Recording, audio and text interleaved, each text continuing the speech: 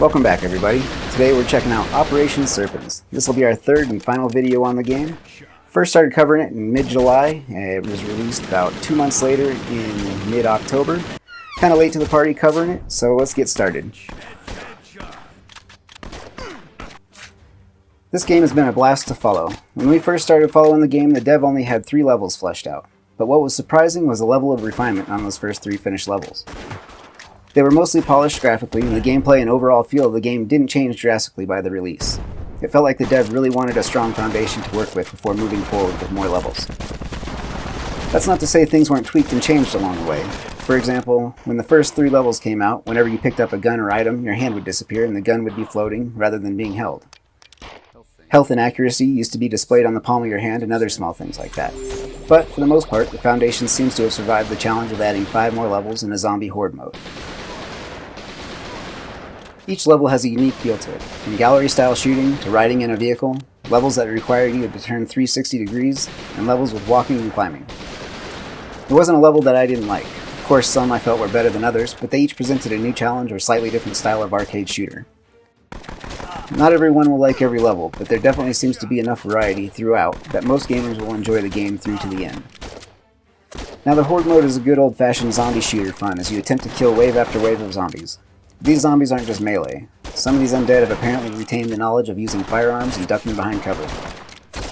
As with most wave shooters, this mode is no different, with each wave becoming successively harder than the previous waves. This mode does have a global leaderboard to keep track of the best survivor of the zombie apocalypse. This zombie mode is intense and will last as long as you can survive, and it will give your arms and reaction time a good workout. On top of all that, there's another level that is currently in the works and should be added soon. We'll be keeping an eye out for that one. Now, there are a ton of weapons to choose from when blasting your way through the levels. Multiple pistols, automatic rifles, and shotguns. You reload by pushing X and A on each controller, or simply by aiming the guns to the ground. You can duck and dodge the bullets yourself physically, but to really get down low, hit the B button on the controller to give yourself the chance to reload or collect your thoughts before jumping back into the action. An interesting system of gun management in each level forces you to try a variety of weapons, and not allowing you to breeze through the entire level dual-wielding automatic rifles.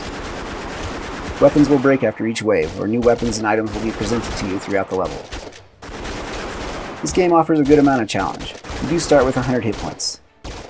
You can regain your health by grabbing and using the green health potions, which will restore 25% health, or shoot the enemies in the head, which will replenish 1% health per headshot. It may seem like you have a lot of health, but the amount of enemy fire that is coming at you will make you wish you had 300 hit points. On top of health, there are other ways to fail the level, either by accidentally shooting the gas can explosives, shooting civilians, or shooting your fellow commandos. Having the experience of playing the pre-release, I thought I was going to fly through the game with little effort. I was very wrong. Between the crazy amount of bad guys, the deadly gas cans, and my fellow commandos popping their heads up while I'm trying to gun down some terrorists, it left me to run multiple levels multiple times until I got it figured out. My only real complaint about the game at this point is a lack of high score for each level. For me, this would bring a good deal of replayability to the game.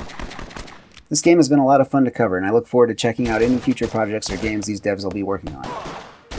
On the screen, you will see 2 more videos regarding Operation Serpens. Go check these out for more gameplay action and development information. In the description, you will find a link to download Operation Serpens on SideQuest. Don't forget to hit that subscribe button to be kept up to date on the latest games and games under development for the Oculus Quest and the Quest 2.